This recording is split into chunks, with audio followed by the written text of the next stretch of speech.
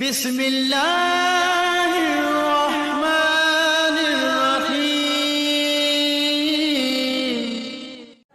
सदर मोहतरम,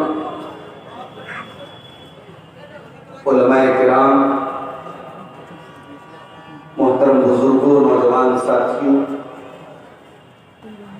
पर्दानशीन माँ और बहनों, प्यारे बच्चों,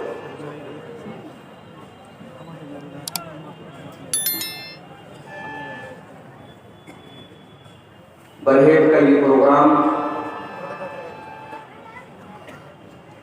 जो पूरे इलाके का सबसे शानदार प्रोग्राम होता है, इस साल ये प्रोग्राम इसलिए भी बहुत खास था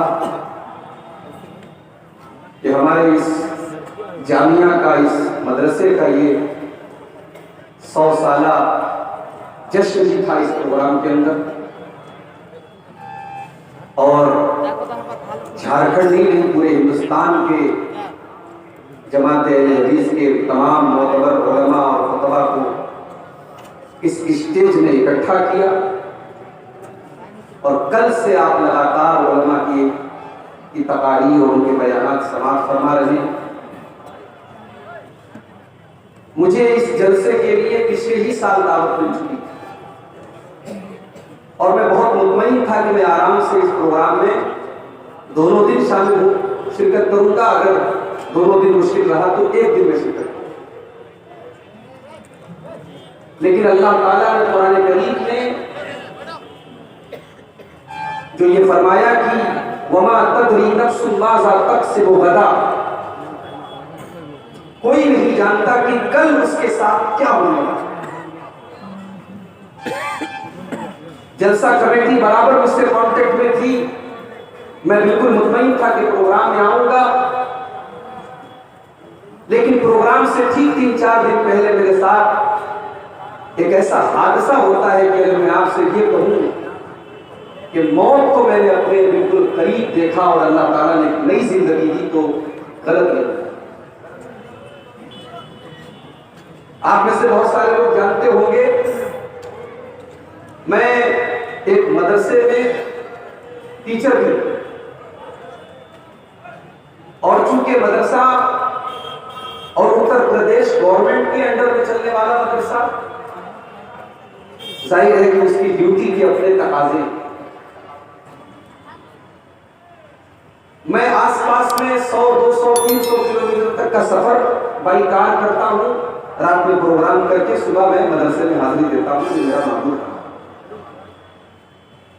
27 फरवरी को मेरा प्रोग्राम बनारस से तकरीबन 350 किलोमीटर दूर सिद्धार्थ नगर में था, नेपाल बॉर्डर के तरफ। मदरसे की छुट्टी 2 बजे होती है। गाड़ी से खाना वाना खा करके निकलते 3 बजे। प्रोग्राम में पहुंचते मुझे रात के 10:30 बजे।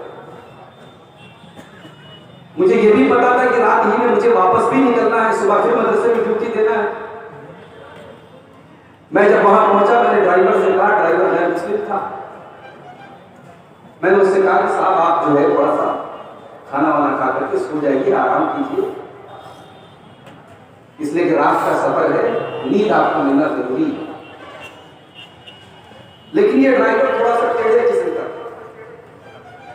इसने कहा जनाब मैं न्यूज में काम करता हूं, मेरे पास रात में कभी भी कॉल आता है, मैं सोऊंगा नहीं, आप फिक्र मत कीजिए, मैं गाड़ी चलाता हूं, मैं बहुत माहिर हूं, कोई दिक्कत नहीं। वहां तकरीर हुई, खत्म हुई 2 बजे। तकरीर के बाद चाय नाश्ता करते करते 2:30 बजे, और ड्राइवर 1 मिनट के लिए भी सोया नहीं। अब जब हम लोग वहां से निकले, इत्तेफाक से कोहरे का मौसम भी था वहां, क्योंकि नेपाल का इलाका, करीब का इलाका था, कोहरे का मौसम था। और ये गाड़ी बहुत बेहिसाब चला रहा था, और मेरी आदत है हमेशा ड्राइवर के बगल वाली सीट पर बैठ।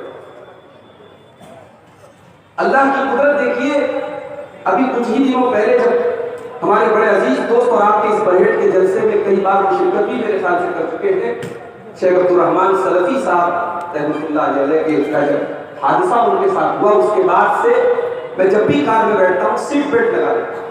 मैं अपने नौजवानों से भी कहना चाहूंगा कि आपको जितना भी भरोसा हो ड्राइविंग, पर, ड्राइवर के ऊपर, और गाड़ी आपकी जितनी भी बेहतरीन हो, आप जब बाइक चलाएं तो हेलमेट जरूर लगाएं, कार में बैठे तो सीट बेल्ट जरूर। इसलिए नहीं कि पुलिस वाला आपकी चालान काट देगा अगर आपने ऐसा नहीं किया, इसलिए उसमें सेफ्टी आ। मैंने सीट बेल्ट लगाया, ड्राइवर ने कहा भी कि जरूरत नहीं, आप सीट बेल्ट मत लगाइए, सिर्फ उसको पीछे से ले जाके उसमें डाल दीजिए, अलार्म बजना बंद हो जाएगा, कोई जरूरत नहीं है। मैंने कहा नहीं, मैं अपनी सेफ्टी का काम करूंगा, मैंने सीट बेल्ट। डिजायर गाड़ी थी, मैं ड्राइवर के बगल में बैठा था, कोहरे का मौसम है, गाड़ी धीरे धीरे चल रही है। जब हम लोग वहां से तकरीबन 150 किलोमीटर का सफर हम लोगों ने तय कर लिया और मौसम क्लियर हो गया, तो ड्राइवर बहुत तेजी से गाड़ी चलाया और मैं ड्राइवर के बगल में बैठा हूं, मुझे बहुत तेज नींद आ रही है, मैं सो गया। हालांकि उसूलन ये बात गलत है, ड्राइवर के बगल में बैठने वाले को सोना नहीं चाहिए, लेकिन मेरी मजबूरी थी, थका हारा था, तकरीर करके आया था, मैं सो रहा।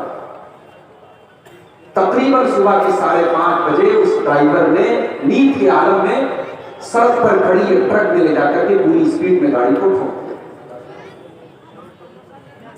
और जैसे ही गाड़ी लड़ी है ट्रक में, मैं तो सो रहा था, गाड़ी के अंदर एक एयर बैग का सिस्टम होता है। अब जितनी नई गाड़ियां आ रही, सबके अंदर एयर बैग का सिस्टम। एयर बैग का मकसद ये होता है कि सामने बैठने वाला, चाहे वो ड्राइवर हो चाहे उसके बगल वाला हो, अगर हादसा हो तो उसकी बॉडी पर नुकसान ना हो। वो एक गुब्बारा टाइप का सामने आ जाता है जो इंसान को नुकसान से बचाता है। मेरी नींद खुली, एक जोरदार धमाका हुआ और एक अजीब सी महक मेरी नाक में महसूस हुई और मैंने देखा कि गाड़ी की हालत। लेकिन मैंने ये भी देखा कि मैं अल्हम्दुलिल्लाह से मेरे बदन को कोई चोट नहीं, और मेरे पीछे मेरे मदरसे के टीचर जिनको मैं साथ में लेके गया था, वो उनके सर से खून बह रहा है, चेहरे से खून बह रहा है, और वो इस तरीके से सीट पर पीछे पड़े हुए हैं, ऐसा लग रहा था कि वो उस दुनिया में। वल्लाह बता रहा हूं मेरे भाइयों, मेरे हाथ पैर कांप रहे थे, आंखों से आंसू जारी थे कि ये क्या हो। और इस बात का भी डर है कि सीएनजी कार की गाड़ी धमाका न हो जाए, गाड़ी जल न जाए, इस बात की भी फिक्र थी कि जल्दी से गाड़ी से कैसे निकलूं। ड्राइवर अलग चोटिल पड़ा है, मैं अंदर से गेट खोल रहा हूं, गेट खुल नहीं रहा है, बड़ी मुश्किल से बहरहाल गाड़ी से मैं बाहर निकला। और मुझे इस बात की फिक्र लगी थी कि ये मेरे साथी जो, इनका क्या होगा। मैंने पानी उनके चेहरे पर डाला, थोड़ी देर के बाद उसको होश आया और मुझे थोड़ा इत्मीनान हुआ कि ये बेहोश हुए, इनका इंतकाल है। गाड़ी की मैंने तस्वीर ली, मोबाइल में मेरे चार्जिंग कम थी, 3-4 तस्वीरें मैंने ली, अपने भाई को, छोटे भाई को मैंने तस्वीरें भेजी, उसके बाद मेरा मोबाइल बंद। मेरा भाई भी परेशान है कि ये तस्वीर किस गाड़ी की है और अगर ये मेरे साथ हादसा हुआ है तो मैं तस्वीर कैसे ले रहा हूं। बहरहाल उसके बाद दूसरी गाड़ी आई और अपने साथी को लेकर मैं बनारस पहुंचा और उनका ट्रीटमेंट हुआ। अल्लाह का शुक्र है वो भी किसी खतरे में नहीं है, सिटी स्कैन वगैरह हुआ, वो ठीक है। मुझे बज़ाहिर कोई चोट नहीं आई, अलबत्ता थोड़ा सा सीने में और पीठ में दर्द अभी भी महसूस हो रहा है। अब हो सकता है कल परसों में मैं उसको एक्सरे वगैरह कराऊं, क्योंकि डॉक्टर ने कहा था बज़ाहिर तो कोई खतरे की बात नहीं है, अगर दर्द रहेगा तो आप एक्सरे कराएं।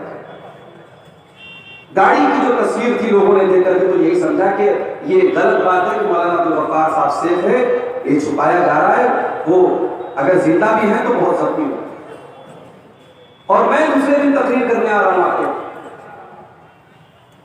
मेरे घर में मेरे रिश्तेदार मुझे देखने के लिए आ रहे हैं और उनको जब ये पता लग रहा है कि मैं झारखंड का सफर कर रहा हूं तो वो माथा पकड़ के बैठे कि साहब ये अजीब बात है। और मैं, हमारे हाशिम साहब, हमारे शेख फैजी साहब, हमारे दोस्त मोहसिन साहब, इन सब लोगों का बराबर फोन आ रहा है कि साहब आपको बरहेट में आना है, 100 साल का प्रोग्राम है, अवाम और इलाका बहुत आपको चाहता है, आपको आना है। बस अल्लाह ताला की तौफीक थी। मैं बनारस से दोपहर में 2 बजे ट्रेन पकड़ के आपके दरमियान यहाँ पर रवा उतरा हूँ रात में 2 बजे, और अब मैं आपके सामने हाजिर। यकीनन ये अल्लाह की तौफीक है, वरना इतने बड़े हादसे के बाद पॉसिबल नहीं था कि मैं आपके सामने हाजिर होता। अल्लाह ताला को आपके इस मजमे में मुझे शिरकत करने के लिए जिंदा रखना था और अल्लाह को मुझे ये तौफीक देना था। और मैं समझता हूँ कि ये आप सबकी दुआएं हैं। कितने लोग फोन करके रो रहे थे भी मैं लखनऊ गया था, उसके अगले दिन लखनऊ में एक साहब ने मुझे देखते ही मेरी पेशानी को चूम लिया, बोले लगे, बोले मौलाना हमने तो तस्वीर गाड़ी में देख करके हमने तो समझ लिया कि बहुत बुरा हुआ, और आपको सेहतमंद देख करके हमारा दिल बांटा। हमारे अंदर क्या खास बात है मेरे भाई? हमारे अंदर कोई खास बात नहीं है। ये कुरान की मोहब्बत है, ये हदीस की मोहब्बत है, ये इल्म दीन की मोहब्बत है कि हजारों लाखों लोग दुआओं में याद रखते हैं। और हम लोग जब सफर पे निकलते हैं तो जान हथेली पर रहती है। अभी हम बरहवा से यहाँ तक आ रहे थे, 20 किलोमीटर का सफर था, उसमें भी रास्ते में अचानक एक टोटो वाला आ गया और ड्राइवर ने अचानक गाड़ी ब्रेक मारी, मेरा दिल तो फौरन धक धक करने लगा। हकीकत यह है कि बाई रोड सफर बहुत रिस्की है। और मैं कुछ दिनों से जब से मदरसा ज्वाइन किया है, मैं कई मरतबा ऐसा होता है कि रातों रात सफर, लंबे लंबे सफर जाना और आना होता है। अब मेरी कोशिश भी रहेगी कि इस तरीके के सफर कम हो। आइए अल्लाह से दुआ करें, अल्लाह ताला मेरी भी और तमाम जितने हमारे उलमा हैं, दुआत हैं, जो दावत दीन का काम कर रहे हैं, अल्लाह सबकी हिफाजत फरमाए। अभी आपने ये खबर भी सुनी होगी, बड़ी खुशखबरी है हम सब के लिए कि हमारी जमात के बड़े मशहूर खतीब मौलाना जर्जीस सिराजी साहब, जो जिनको साजिश के तहत जेल में पहुंचाया गया था, अल्हम्दुलिल्लाह उनको भी हाई कोर्ट से जमानत मिल गई है और वो बाहर आ चुके हैं अल्हम्दुलिल्लाह। और उम्मीद करते हैं कि दावत और तबलीग का जो काम वो करते तो वो इंशाअल्लाह फिर से जारी रखेंगे। अल्लाह ताला से दुआ कीजिए, अल्लाह हमारे उलमा की हिफाजत करे और अल्लाह ताला उन तमाम उलमाए हक जो कुरान और सुन्नत की तबलीग कर रहे हैं, अल्लाह ताला उनको हर शर से, हर हादसे से, हर मुसीबत से उनको, उनके अहल व अयाल को महफूज रखे। अदावत मुझसे क्यों इतनी, मैं तो कुरान का दाई हूँ, रसूलुल्लाह का वारिस, सहाबा का सिपाही हूँ।